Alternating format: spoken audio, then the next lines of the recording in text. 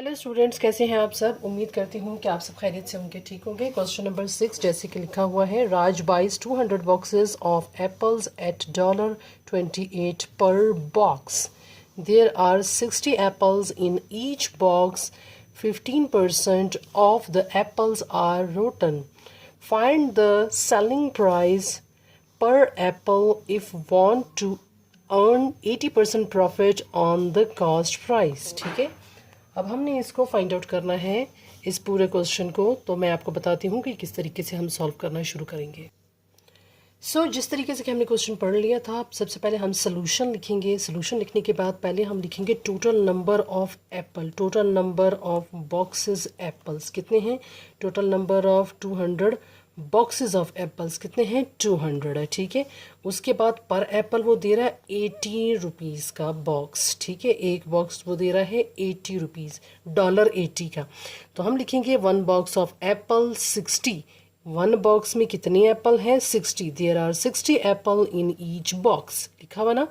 तो हम लिखेंगे one box of apple is 60। तो फिर हम उन दोनों की कैलकुलेशन कर लेंगे। मीन्स 200 मल्टीप्लाई बाय 60 कर देंगे, या 60 मल्टीप्लाई बाय 200 कर देंगे। तो टोटल एप्पल्स हमारे पास आ जाएंगे 12,000। Total quantity of apples to 12,000 आ गया, ठीक है। फिर total 12,000 apples of boxes 200 boxes में 12,000 एप्पल्स हैं, ठीक है। फिर one box of apple can cost price, one box of apple cost price is $28, जैसा कि यहाँ पर गिवन है $28, ठीक है। 28 टोटल बॉक्सेस कितने हैं, 200। 200 multiply by 20, 200 multiply by 28, 200 multiply by 28 हमारे पास कैलकुलेशन आप करोगे तो हमारे पास आ जाएगा $5600। इट मीन्स बाजार से जो एप्पल्स उसने ख़रीदे, 12,000 एप्पल्स उसने ख़रीदे 200 बॉक्सेस में, वो उसको कॉस्ट प्राइस ले ली उससे 5,600 के, उसको वो टोटल एप्पल्स पड़ गए, ठीक है। अब उसके बाद उसने कहा है कि 60 वो है बॉक्सेस है, ठीक है।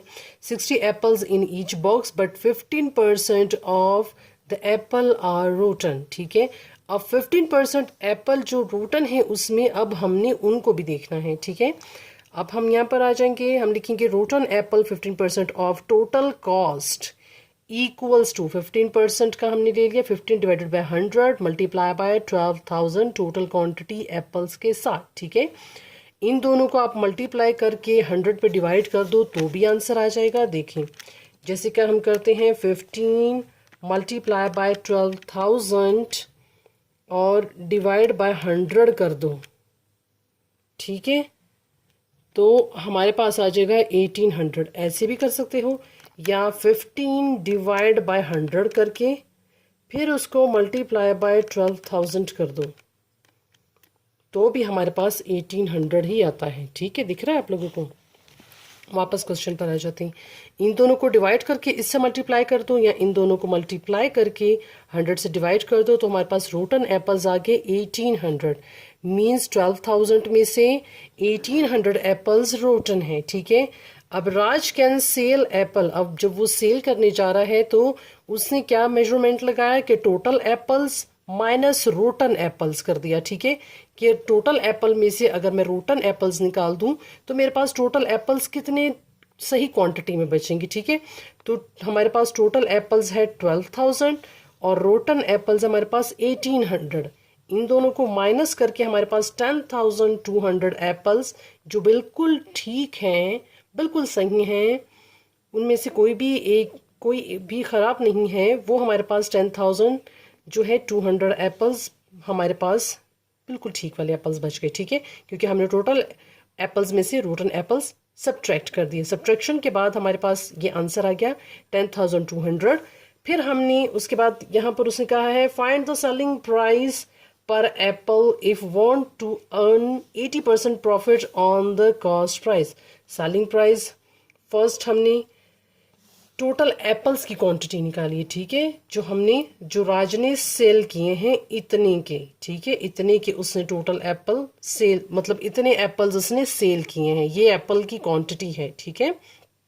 अच्छा, अब पहले हम 80% वाले को सॉल्व करेंगे, ठीक है, प्रॉफिट को। तो हमने लिखा 80% profit on the cost price. Profit percent equals to profit divide by cost price multiply by 100। Profit percent कितना है 80%, इक्वल्स टू प्रॉफिट नहीं पता है, पी ही लिख लिया। सेलिंग प्राइस हमारे पास जो आई थी, नहीं, कॉस्ट प्राइस हमारे पास जो आई थी वो थी 5600, जितने के उसने एप्पल्स खरीदे हैं वो हमने लिखा, मल्टीप्लाई बाय 100% लिखा। अब जो 100% और 80% है उन दोनों को एक तरफ कर दिया, फिर यहाँ पर प्रॉफिट अपॉन 5600 आ गया, ठीक है। इन दोनों को हमने जब डिवाइड किया 80 डिवाइडेड बाय 100 तो हमारे पास आ जाता है 0.8। ये भी मैं आपको दिखा देती हूँ कैसे आप लोगों ने किया। 80 डिवाइड बाय 100 तो हमारे पास आ गया 0.8, ठीक है। 0.8 equals to P divided by 5600, ठीक है।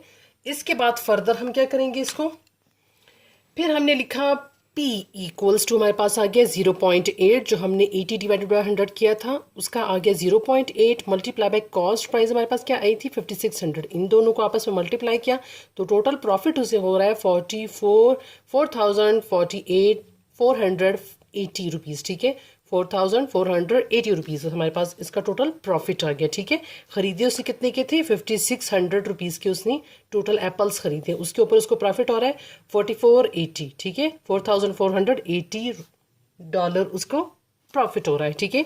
अब हमने सेलिंग प्राइस फाइंड आउट करनी है, जैसा कि हमें क्वेश्चन में रिक्वायरमेंट उसने कहा था कि सेलिंग प्राइस आपने फाइंड आउट करनी है।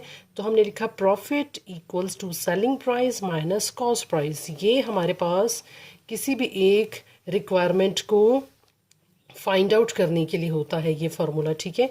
हमने प्रॉफिट की जगह प्रॉफिट को लिखा, इक्वल्स टू सेलिंग प्राइस नहीं पता, सेलिंग प्राइस SP ऐसे ही हमने लिख दिया, माइनस कॉस्ट प्राइस हमारे पास 5600 है, हमने 5600 लिखा, ठीक है। फिर हमने कॉस्ट सेलिंग प्राइस को फर्स्ट पर ले आए, इक्वल्स टू का साइन आ गया, ये माइनस है माइनस में ही आ गया, वहाँ पर ये वैल्यू प्लस हो रही है, यहाँ पर आने की मतलब इक्वल्स टू के जब सेकंड साइड पर वो शिफ्ट होगी तो वो वैल्यू माइनस हो जाती है, ठीक है। अब माइनस माइनस होगा प्लस, ठीक है, मगर साइन हम माइनस का लगाते हैं, ठीक है। तो इन दोनों को हम कर देंगे प्लस, ठीक है। 5600 में आप प्लस करोगी 4480, ठीक है। इन दोनों को जब आप प्लस करोगे तो आपके पास आ जाता है 10,080। ये सेलिंग प्राइस है, मतलब वो 10,080 के सारे एप्पल्स जो है वो सेल आउट करेगा।